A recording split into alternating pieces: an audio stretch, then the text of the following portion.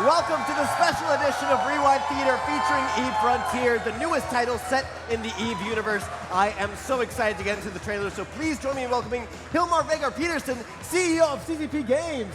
Hilmar, welcome. Yep. Thank you for having me. How are you? Thank you so much for joining me. Without further ado, let's check out the trailer. Yep, let's do it.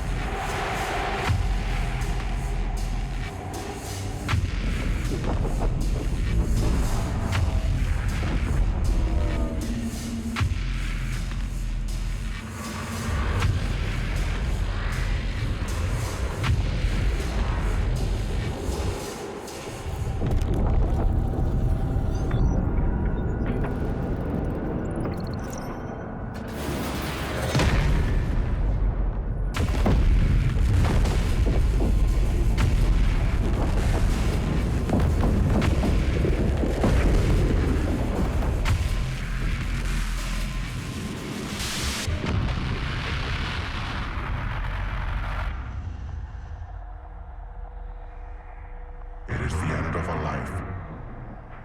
It is the beginning. You venture into an ancient world, cruel and boundless.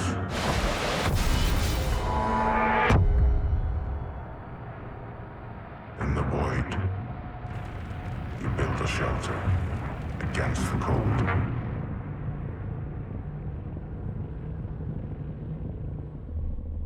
But as your ambitions grow, so too does your appetite for the unknown.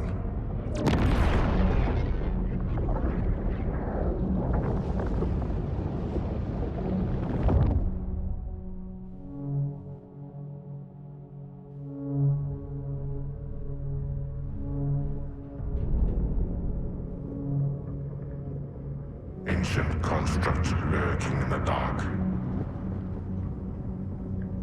woven into shadows once their own, plagued by remnants of algorithmic imperatives.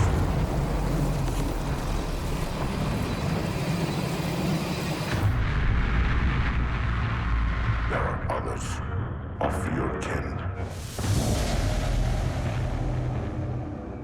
all drawn to the power to remake this world.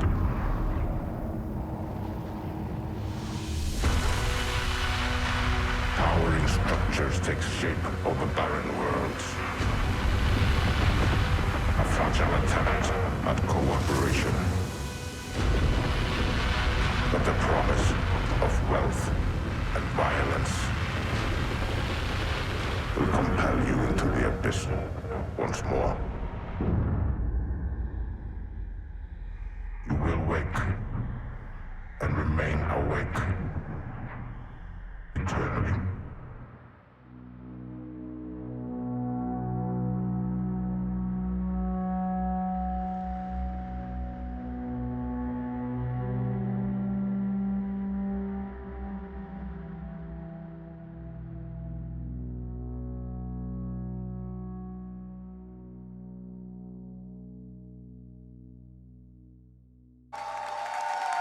Wow.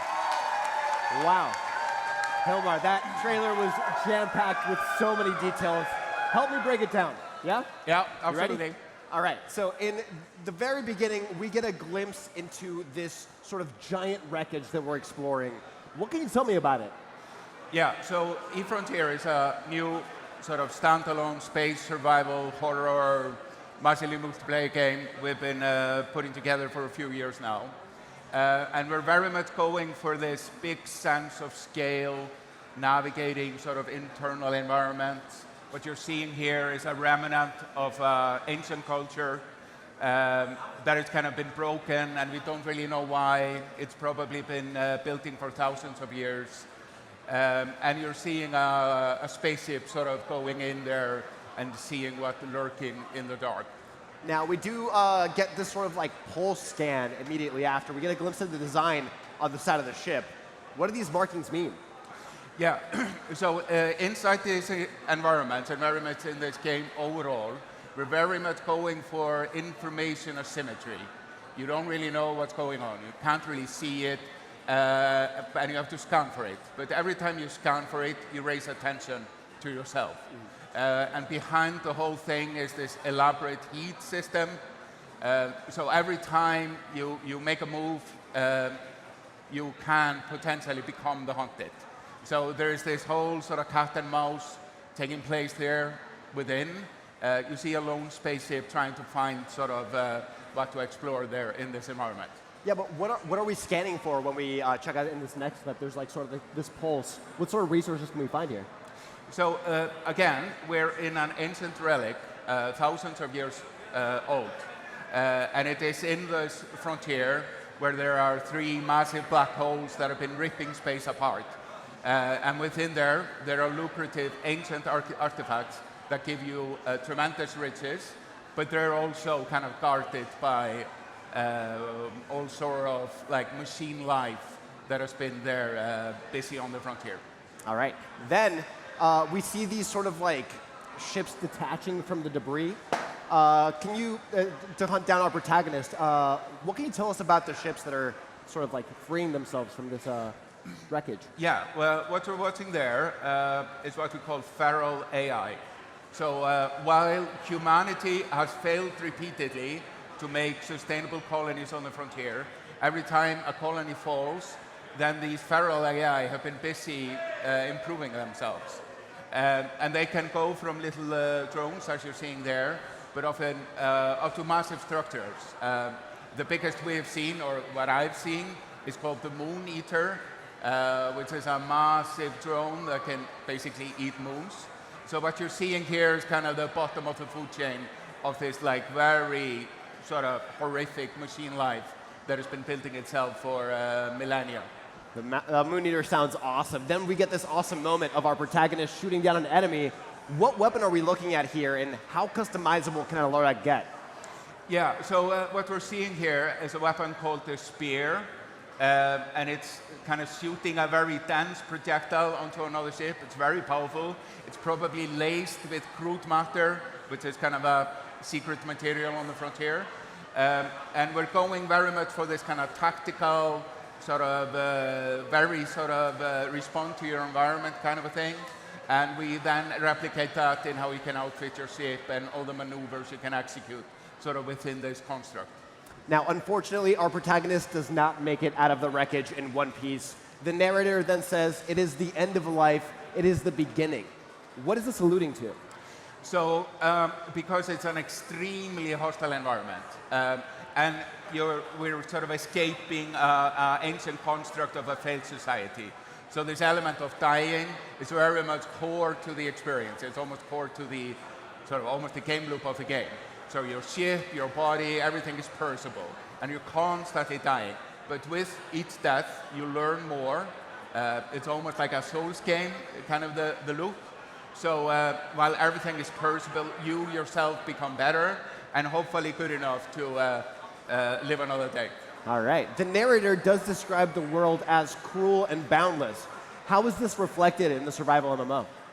So we're very much going for boundless. So currently we have about 100,000 solar systems, which is a lot. I mean, not every solar system is full of goodies, but that's kind of the mystery of it. We want to build something that takes decades to fully explore. And the cruelty is very much about the environment. Like, this environment definitely does not want you to survive.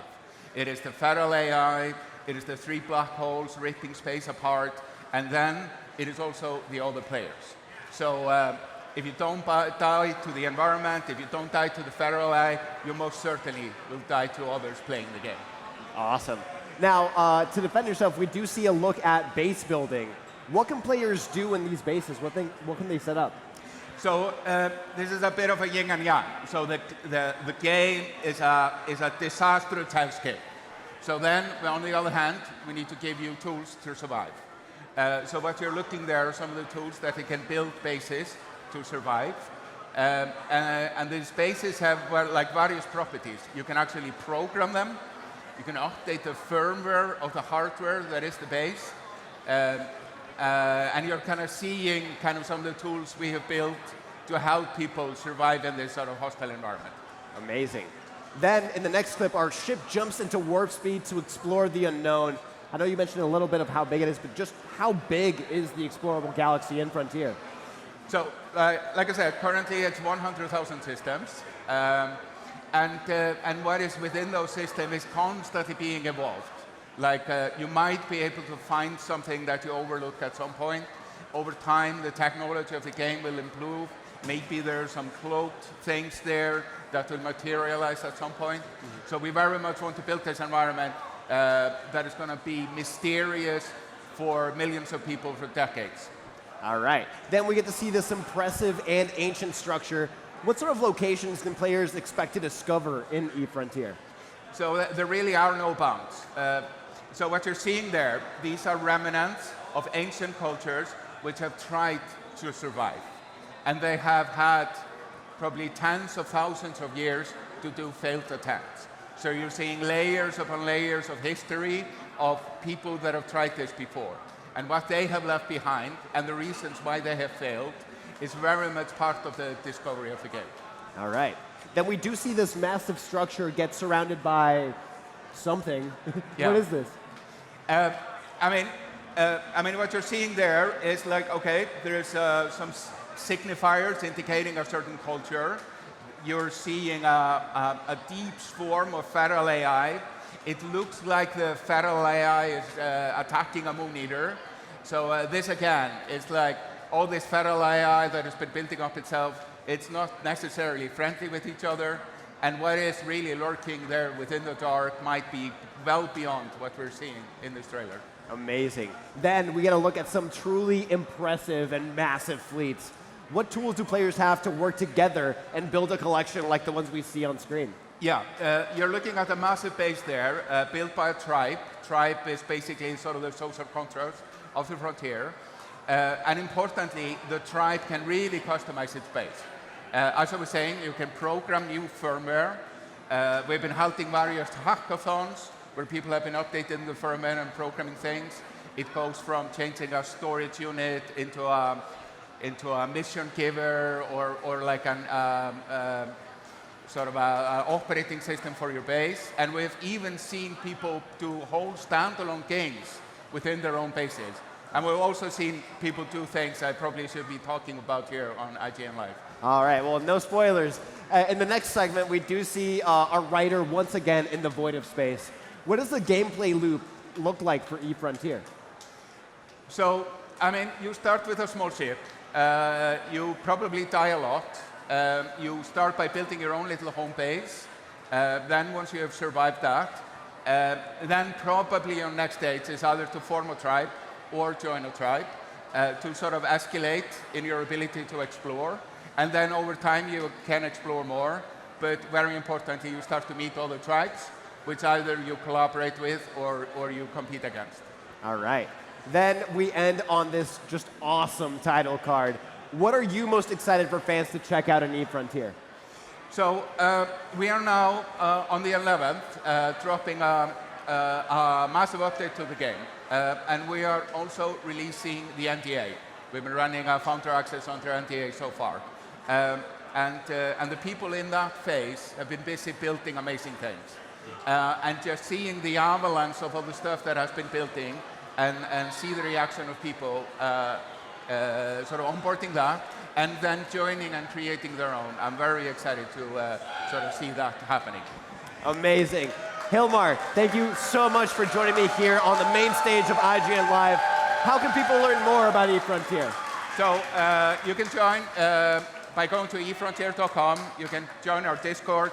Tomorrow we'll have like a gameplay deep dive on Twitch, on the CCP channel. So there will be several ways to engage in the coming week. Amazing. eFrontier is coming to PC soon, and we can't wait to get our hands on it when it launches in Founders Access New Era on June 11th. For all things eFrontier, keep it locked to IGN.